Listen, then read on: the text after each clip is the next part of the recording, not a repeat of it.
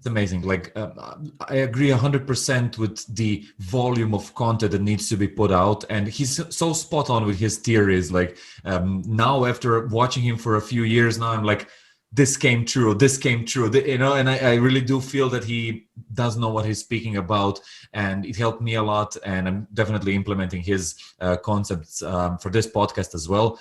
For example, you know, his idea of creating content, like have one hub video or one hub piece of content. For me, it's this podcast, right? And then like reuse the bits and pieces of it that work.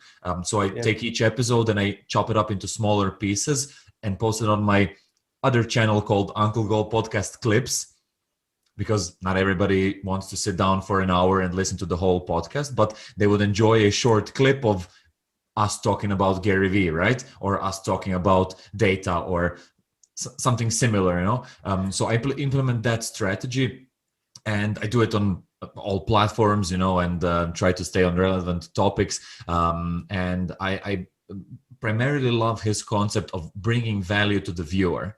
And I always go back to that, and I always think like, what can we say now? What can I do as a piece of content that can be helpful to someone watching?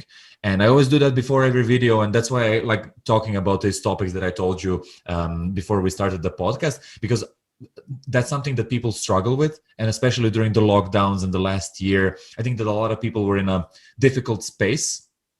So I think that all of us needs a little bit more positivity, a little bit more motivation. A useful conversation can go a long way. Hey, thanks for watching this video. If you want to see the full version, go to the Uncle Gold Podcast YouTube channel or watch the next clip.